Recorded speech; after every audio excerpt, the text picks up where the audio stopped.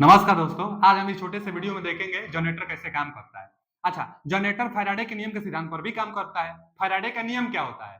Faraday का नियम यही होता है कि जब किसी बंद कॉइल और चुंबक के मध्य सापेक्ष गति कराई जाती है, तो कॉइल के बाद चुंबकीय फ्लक्स के मान में परिवर्तन होता है, जिससे उस कॉइल में एक प्रेरित ईएमएफ उत्पन्न होती है और कॉइल बंद होता है तो एक धारा भी बहने लगती है उस कॉइल में। तो वही हम लिए हैं। देखिए, यहाँ पर एक कॉइल लिए हैं। कॉइल के टर्न की संख्या हम बढ़ा देंगे तो ज्यादा उत्पन्न होगी।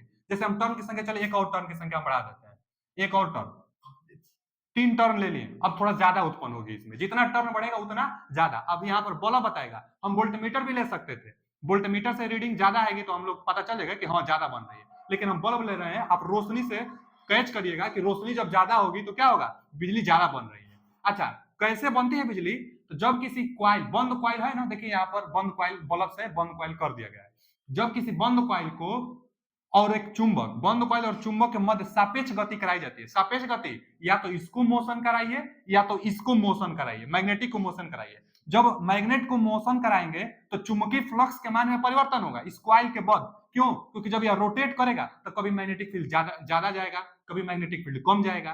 तो जब जब चुंबक को रोटेट कराएंगे हम तो इसमें चुंबकीय फ्लक्स के मान में परिवर्तन होगा, और जब फ्लक्स के मान में परिवर्तन होगा तो एक ईएमएफ इंड्यूस होगा। क्योंकि फैराडे साहब ने पहला नियम बताया था कि जब किसी कॉइल के मध्य चुंबकीय फ्लक्स के मान में परिवर्तन होता है तो इसमें एक प्रेरित ईएमएफ उत्पन्न होता है। और फैराडे ने दूसरा नियम में फॉर्मूला भी दिया था कि E बराबर डेल्टा फाई अपन डेल्टा टी, माने डेल्टा फाई अपन डेल्टा टी, फ्लक्स के मान में, समय के सापेक्ष फ्लक्स के मान में परिवर्तन आप कराएंगे तो एक ईएमएफ जनरेट होगी, और ईएमएफ जनरेट होगी और बंद कॉइल रहेगा तो इसमें से धारा भी बहेगी। तो हम जा रहे हैं इसमें क्या करने कि फ्लक्स के मान में परिवर्तन कराने।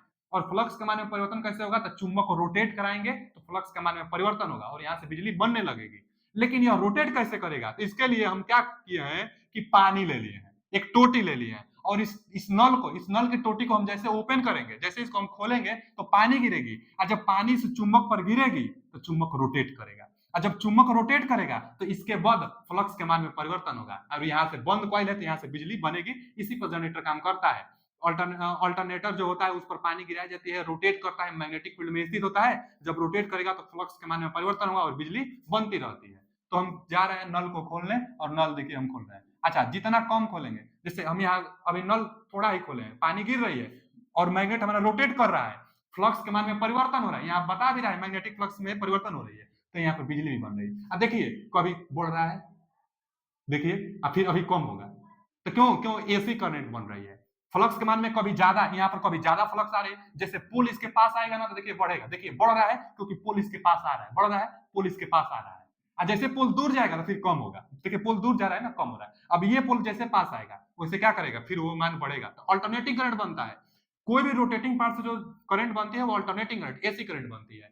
अच्छा, अब थोड़ा और हम ज्यादा बढ़ाएंगे, क्यों? क्योंकि आरपीएम को बढ़ा रहे हैं, आरपीएम को हम बढ़ाएंगे। देखिए आरपीएम बढ़ा दिए, फुल फुल टोटी खोल दिया, आरपीएम कितना हो गया? 56.6 आरपीएम। आरपीएम मतलब रोटेशन पर मिनट, रोटेशन पर 1 मिनट में 56 बार रोटेशन कर जा रही है।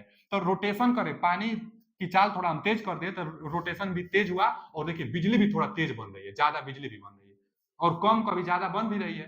तो अल्टरनेटिंग करंट यहाँ पर बन रहा है। तो क्या हम देख रहे हैं कि किसी कॉइल के मध्य चुंबकीय फ्लक्स के मान में परिवर्तन करा रहे हैं तो एक बिजली बन जा रही है, कोई कनेक्शन नहीं है इसमें, बस मैग्नेटिक फ्लक्स के मान में परिवर्तन कराने से बिजली बन जा रही है। इसी सिद्धांत पर अल्टरनेटिंग करंट बनता है।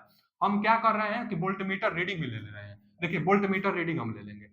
अभी हम क्या कर रहे हैं कि एक वोल्टमीटर रीडिंग ले रहे हैं। देखिए वोल्टमीटर, देखिए कभी घट रहा है, कभी बढ़ रहा है, कभी घट रहा है, बढ़ रहा है, और टर्न की संख्या भी बढ़ाएंगे। टर्न की संख्या बढ़ेगी तो क्या होगा, वोल्टेज का रीडिंग भी बढ़ेगा। अभी माइक, अच्छा, कभी पॉजिटिव कभी निगेटिव में जा भी रहा है, देखिए निगेटिव में, अब देखिए पॉजिटिव में। अब पोल पर निर्भर भी करेगा, और टर्न की संख्या बढ़ाएंगे तो थोड़ा और करेगा। देखिए टर्न की संख्या थोड़ा और हम बढ़ा ले रहे हैं, 4 कर ले रहे हैं, 4 हो गया ना, थोड़ा सा और ज्यादा आ रहा है, और भी टर्न की संख्या बढ़ाई जा सकती है, चाहे कम कर लेंगे, अगर कम कर लेंगे तो कम हो जाएगा। देखिए 2 है, अब देखिए अब ज्यादा नहीं, एक ही है, तो देखिए बस कम रीडिंग। अभी हम 2 करते हैं,